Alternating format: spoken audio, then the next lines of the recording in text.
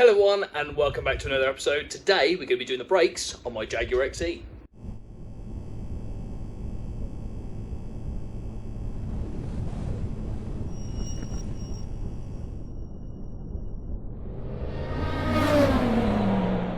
Everyone, as you may know, this car behind me is my daily. It's a Jaguar XE 2016 plate and it needs brakes. Now I've seen a lot of guys on various different forums being charged £400, £500, £600, sometimes even just for one axle. So what I'm going to do is I'm going to prove how easy it is to replace your own brakes and save yourself a little bit of money. Okay, so I want to tackle the rears first, but what you need to do with the electronic parking brake, we now need to put it into service mode. So what we need to do is hold it in the off position for 2 seconds with the ignition on, 1, 2, then floor the throttle, 1, 2. Now turn the ignition off and then back on, and hopefully it should now be in service mode. There we go, park brake in maintenance mode. So now we can tackle the rears, push the pistons back, and everything will go freely and you're not firing the electronic parking brake. Okay, so next what we need to do is jack up the car and put it on axle stands. Okay, so now the car is jacked up and safely on axle stands, we can now get to work. Now top tip, make sure you crack your wheel nuts off before you jack the car up because they can be really tight and real pain in the bum to get off. So now that I have done that, I've actually removed the locking wheel nut entirely. I'm now going to get the wheels off and then we'll get cracking with the brakes. So with the wheel removed, we can now see what we're up against. So what we need to do is take off this caliper, then we can take off the brake carrier, then we can take the disc off. So what we need to do first is get rid of this little spring on the caliper. So just use a little flathead screwdriver. Be careful though, because it can ping off. Oh, that one was nice and easy. And then what we need to do is there are 2 bolts here underneath these caps. So remove the caps, there's one, and there's another down here. And then what you're going to need to get yourself is a 7mm Allen key or hex, and then undo both those slider bolts there.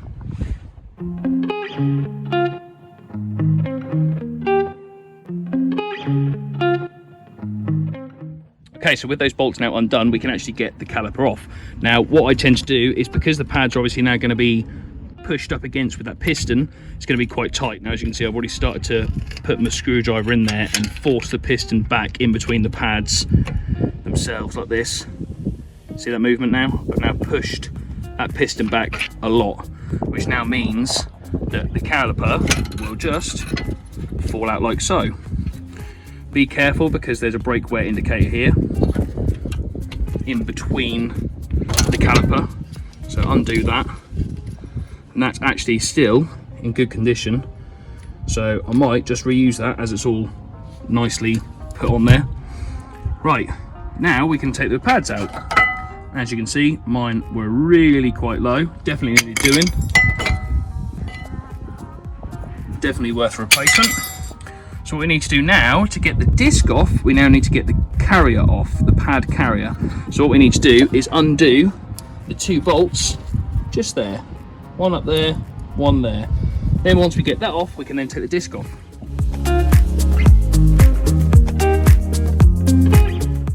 Okay, so with the caliper and carrier now removed, we can take the disc off. What you need to do is get the T50 Torx bit there and undo that little grub screw, which will then allow this disc to come off. Okay, so with that T50 Torx removed, we now should be able to remove the disc. This might be on there extremely tight, so it might be worth getting a dead blow hammer or a hammer and tapping it off. Okay, so there we go, the disc is now off. This one is in fairly poor condition. This lip round here is actually like chunks missing where the rust has been.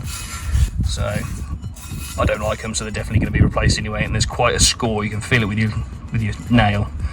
What we're going to do though is we are going to get a wire brush and attack that hub, make sure that you get rid of all the rust so that the new disc sits nice and flush and it's nice and easy to go on, and then we can start putting everything back together.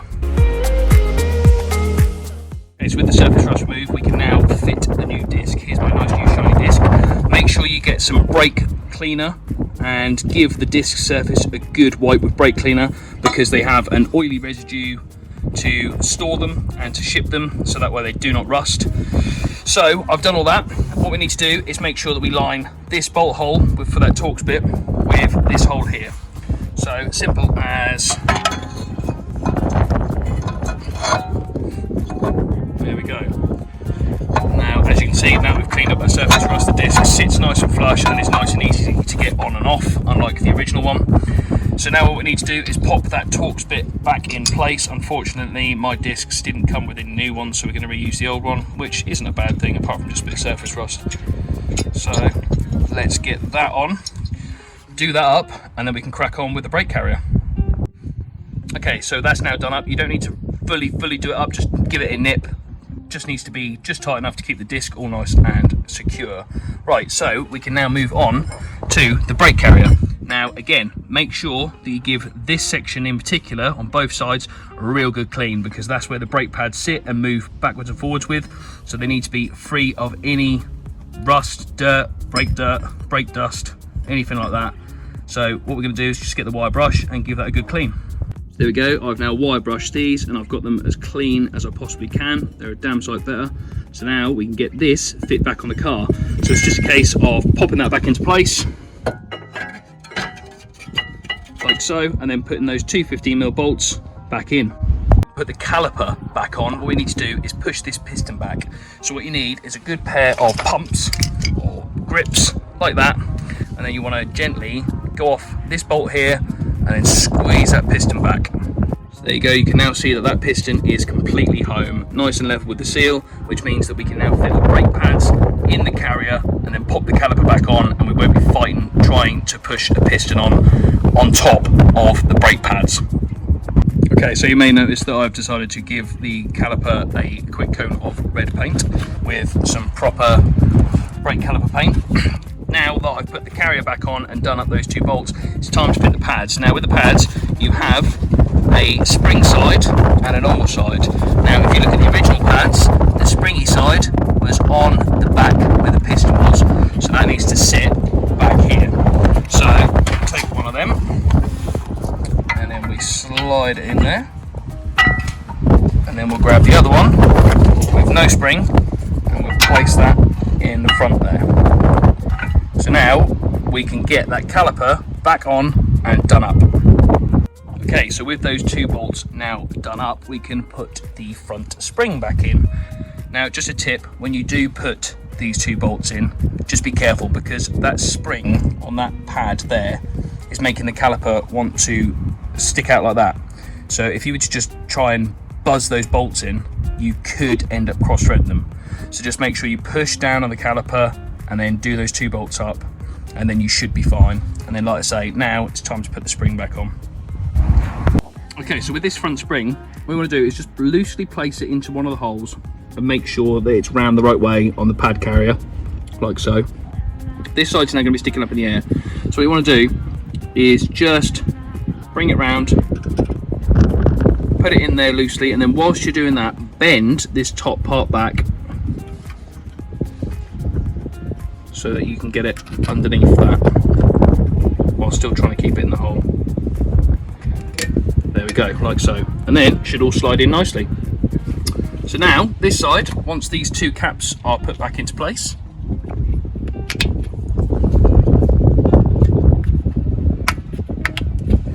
is all done. That is how you change the rear brakes. Now what you need to do is obviously do exactly the same thing on the other side. Oh, and don't forget to put the brake pad wear indicator back into place. So you can see there is a slot right there in between the brake pad. So if you just slide that in, like so, there we go. So this side is now completely done. Crack on with the other side, and that's the rears done. Okay, so both rears are now done. So what we're going to do is lower the car, and then we can sort out the electronic parking brake and remove it from maintenance mode. Okay, so we're now back on the ground. Make sure you give the pedal a quick pump up, because that'll push the pistons back out to the pads. Now we're going to turn the service mode off on the parking brake. Now what you need to do is turn the ignition on again. However, this time you want to hold it upwards. 1, 2, full throttle, 1, 2, off, on. Hopefully that should now have removed parking brake, maintenance mode. So there we go, start the car, parking brake is on, maintenance mode has now been removed. I'm just going to take it out, put it back on, Yep, there we go, works treat. Right, let's move on to the fronts. So, just like the rears, we need to jack the car up, put it on axle stands, make sure you undo the wheel nuts first because they do get rather tight.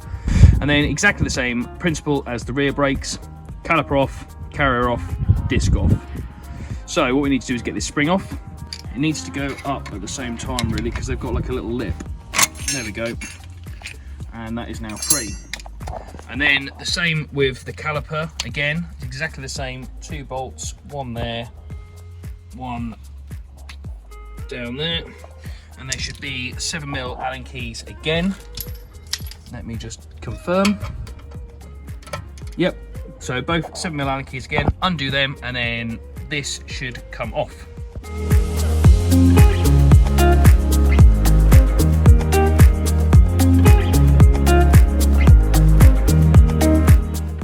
Okay, so with both bolts now removed, I'm going to do the same trick as what I did on the rear. Get my screwdriver, wedge it in between there, and I want to just push or pull this caliper out so that you're pushing back the piston a bit, which now should make it nice and easy for the caliper to come off.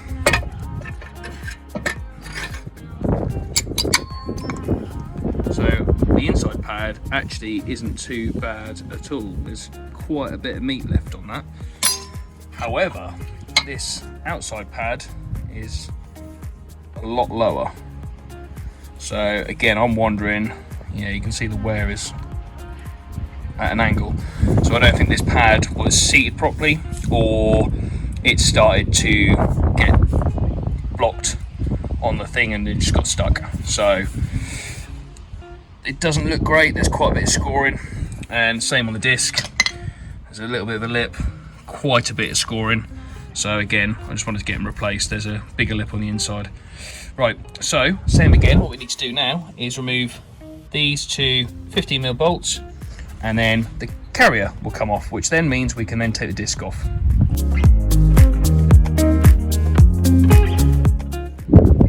Okay, so the caliper and carrier are now off. What I'm going to do is push this piston back again, so it should be nice and seated with the seal. So I'll push that back and I'll show you what it looks like. So there we go, a completely seated piston again. So like I say, it's now in line with the seal. So what I'm going to do now is I'm going to clean up the carrier once again. I'm going to clean this up, and I mean, whilst I'm here, I'm going to be painting mine. So I'm just going to make sure I give everything a quick clean up and a quick paint. And then what we can do is get a T50 Torx, undo that, and then pull the disc off again. So the passenger side is exactly the same as the driver side. The only difference is you have the wear indicator again. So just pull that out and just make sure you pop that back into your new pads. Okay, so with both pad, carrier and caliper now scrubbed up, we just need to get the disc off. So again, T55 Torx bit. And this is going to be a bit of a pain because what you got to do is try and just nip it off with the disc in free fall. So I'm just going to do that off camera and hopefully we can get it off. Okay, wow. I'm pretty sure they're still the original discs. The bolt that holds the disc in place has snapped. So I'm not too worried about that because obviously that is just to secure it, so when you take the wheels off, the disc isn't flapping around. But as soon as you bolt the wheel against it, the disc is nice and tight. So I'm just going to clean this up because that disc was an absolute nightmare to get off. I had to use my biggest lump hammer I've got, and yeah, eventually it came off. So I'm going to give this a good clean, stick the new disc in place, and then we can start putting the carrier back on. Okay, so the hub is now nice and clean and the disc is in place. Same principle as the rears. Make sure you get some brake cleaner and rub them on there so that you get rid of all the oily residue. As you can see, the disc is now on there. Obviously it's not completely tight because that bolt is now missing, but it really doesn't matter. So what I'm going to do now is get the carrier back on, then we can fit the pads and then fit the caliper. So same as removal, the 2 15mm bolts back in place. Make sure you do them up nice and tight, and then we can get the pads in. Okay, so the front pads are slightly different to the rear. You have this clip which sits inside the piston, and then you have this one which just sits normally on the outside there. So there sits that one. Then what I'll do is I'll push this one in place and show you what I mean. So there we go, the pad is now in its position. Like I say, you just squeeze the clip into the piston and that should be a nice snug fit. Now we can put the caliper back on. Just make sure that the slider bolts are slid out as far as you can, which that top one isn't. And then you can then start to do up the bolts and then we'll tackle the front clip. Okay, so both bolts are now done up and I have put the caps back on, which means the only thing left to do is fit the spring. So it's going to be a case of under there, in there, and then same there. So try and slot that in and then you need to bring that down, push that in, and there you go. There we go, that side is now done. So we can now put the wheel back on and carry on with the other side. Okay, so with all four wheels now back on the ground, the last and final step is to go around and torque the wheel nuts up to 125 newton meters. Then what I'm going to do is quickly take the car around the block, make sure the pad's bed in properly, make sure there's no unusual noises, just make sure everything's okay. Hopefully this video has helped. If it has, please smash that subscribe button. That would really mean a lot. And until then, thank you very much for watching. See you in the next one.